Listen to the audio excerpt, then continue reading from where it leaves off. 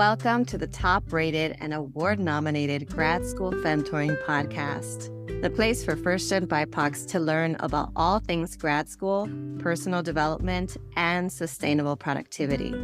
This is Doctora Yvette Martinez-Vu, and I will be serving as your Femtor, providing you with tips and tricks and everything else you need to know to successfully navigate grad school and beyond. For over 13 years, I've been empowering first-gen students of color along their academic and professional journeys, and I'm really excited to support you too. This episode is brought to you by listeners like you. As many of you know, I started this podcast 4 years ago to provide a space to empower first-gen BIPOCs as they pursue higher ed. Over time, I've also been able to uplift voices of those systemically excluded from the ivory tower. Now that the show has grown, however, the podcast requires financial support to sustain itself. If you are a loyal listener, you can provide a monthly or one-time donation at the links provided in my show notes. And if you are a mission-driven company or organization interested in sponsoring an episode, please contact me at gradschoolfemtoring@gmail.com so that you can learn more about my sponsorship packages. If you found this podcast valuable in any way, shape, or form, I really hope you'll consider investing in the show. Every little bit helps. Now, back to the episode. Welcome back, everyone, to another episode of the Grad School Femtoring Podcast. This is your host, Doctora Yvette. Today's episode is all about how to conduct an informational interview. I'm actually quite shocked that I haven't covered this topic up to this point because it is something that comes up a lot during my initial consultation meetings with people and also during my one-on-one coaching sessions. People come to me wanting to know my insights on, should I go to grad school? How do I apply for a job? How do I know if this is the right industry for me? And in many cases, the way that they find the answers to these questions is by talking to people in different industries and talking to people, especially in the jobs that they want and living the lives that they desire. And so I thought to myself, well, why not approach this topic from the lens of maybe this is your first time considering scheduling an informational interview. Maybe you don't even know what an informational interview is. An informational interview is a one-on-one meeting that you are having with a professional who has some insights to share with you that might be helpful as you develop your career, as you make a plan for what jobs you're going to apply to, as you make a plan for pivoting industries, or if you're just curious about someone, their profession, their life, you can reach out to strangers to meet with them to find out more about that position, about how they landed there, how they prepared for it, what a day in the life is like, and so on. So if it's not something that you've done before, just know that it's completely socially acceptable to reach out to strangers, to ask them for 15 to 30 minutes of their time. Obviously, there are some exceptions, and there might be some people who will be too busy or who might say no. And that's okay, but there are also just as many people who want to help you out, who want to lift as they climb, who can make that time, who would love to connect with you. And I always think about these meetings as opportunities to build community. Some meetings may go well, some meetings may be awkward. Some meetings you might find people that you feel like you really bonded with. Other times you might not want to meet with this person again. But each time you're learning something, each time you're practicing, and you're getting better at building the skill set of networking through each individual informational interview that you conduct. And so I want to start with thinking about, how do you even find the people to interview? This is a really common question that comes up. My usual go-to answer is to find people on social media. That is finding people on LinkedIn, for instance. That is a completely socially acceptable place to reach out to strangers. That is one of the reasons why LinkedIn was even created, for professionals to find each other, for recruiters to find folks applying to jobs, to find talent. There's also other social media platforms that you can use. I know, for instance, for folks who do a lot of travel and want to connect with other travelers, they might find each other through Facebook groups.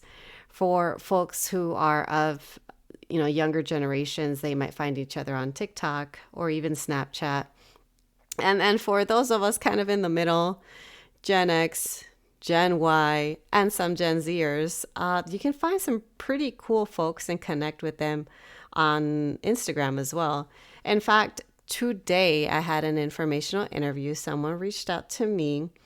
This person is a former grad student. They left their graduate program because they decided that was not the right program for them and are now pursuing a career in writing, creative writing, and other types of writing jobs, freelance writing, and so on.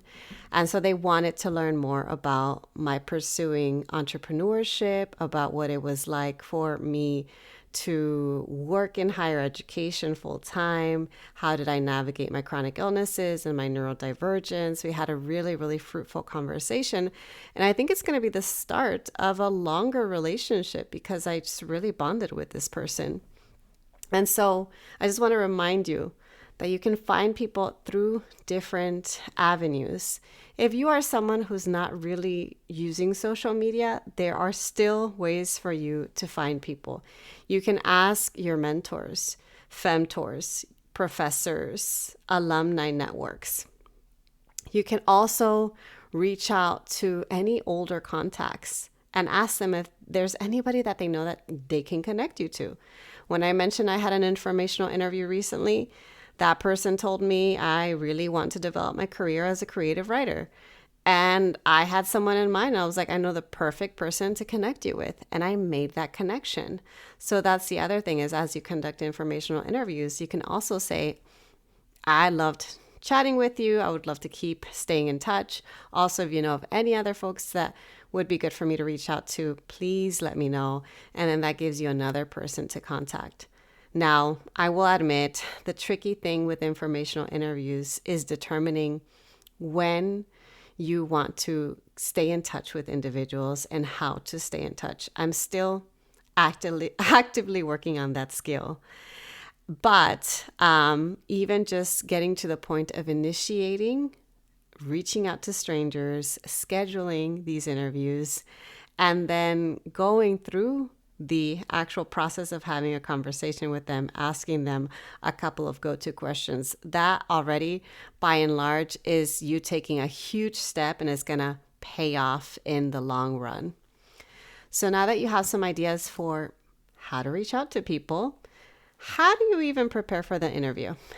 One of the things that I tell a lot of folks when they're new to conducting informational interviews is that you don't want to just flat out invite everybody and their mama and find a stranger where it just doesn't make any sense why you're reaching out to them. You want to find some common ground. You want there to be a pretty good reason why you're reaching out to them. That person that reached out to me, guess what? They are Latina, they are neurodivergent. We also have, some things in common in terms of our general interests and, even research, some general research areas in common. We also were in similar social media spaces. So there was already that common ground of they could say that they knew that there were some parts of my identity that we had some common ground in. That's also what you want to find when you're making these connections. What do you have in common with this person? Sometimes it's different identity markers. Sometimes it's that you attended the same university. You have the same alma mater. Sometimes it's that you have shared interests, shared passions. No matter what, you have to figure out how it is that you are going to connect with them, aside from just saying, you have the job that I want. You want it to be a more, you don't want it to be a forced connection. You want it to be more of a personalized connection. Then when you've done your research on who the person is and you can convince yourself or make a pretty good case for why you want to reach out to this person in particular, you want to make sure you have a list of questions to ask. And you want to make sure that of those questions, you can narrow down your top 2 to 3 questions you want to ask them, because you never know. They might only have 15 minutes. They might have half an hour. They might even be generous enough to devote an hour or even more with you, but you don't know. My informational interviews are scheduled for half an hour. And if I have another coaching session right after, it really is only half an hour. Sometimes I don't have coaching sessions after, and I am willing to give someone up to an hour of time, but that's not always the case. So that's why I always say make sure that you can get all of your top questions answered. Now you might be thinking, well, what questions can I ask? I do think that it's nice to keep the meeting very conversational and somewhat casual. You don't want it to feel too formal or too forced, but there might be some questions you really want to know. You might really want to know, well, how did you prepare for this profession? You might really want to know, what is the day in the life like for you? You might really want to know, what are the biggest challenges for you in your current position?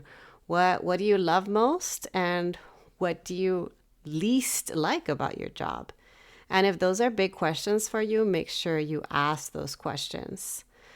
Aside from that, honestly, you could quickly Google what to ask in an informational interview, and you will find several dozens of lists of questions, and you can pick and choose from those to see which are most relevant to you. But I definitely think you want to ask a question that allows you to get to know them more personally, to get to know them more based on their professional track record, and to get to know more about that industry, the job, the field that they're in.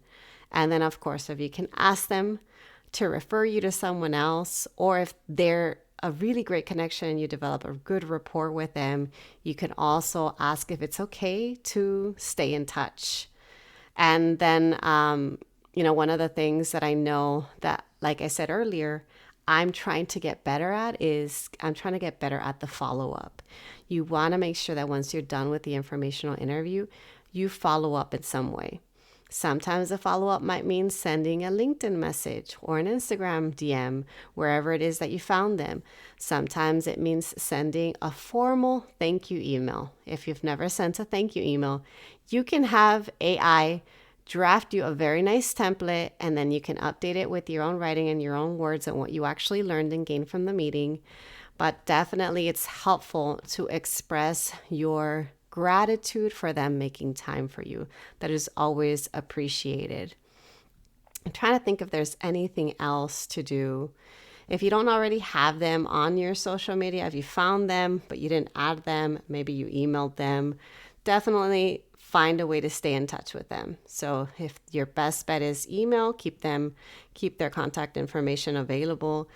If you know that you were connected with them through other social media platforms, make sure that you are following or connecting with them, so that way they are part of your network, that you can keep them on top of whatever it is that you're doing based on whatever it is that you post on your social media platforms. And if, again, you're not someone that's on social media and you choose to use email and you want to stay in touch with them, try to, whether it's a reminder on your calendar or any time that something comes up that reminds you of them, send them a memo here and there. It's always appreciated. Whenever someone reaches out to me, even if it's months later, saying, "Hi, Doctora Yvette, I don't know if you remember, but we met a couple months back. You gave me some insights on reaching out to so-and-so, and since then I've applied and gotten a job." I love those messages because you never know what might come up or what might come out of a very generative and fruitful discussion over an informational interview. That is all I have to say for this episode. I hope that you found some of these tips helpful. And now I just want to encourage you to go on after you hit stop or pause for this episode and find someone to connect with. You will not regret it. All right, y'all. That's it. I will talk to you all next time.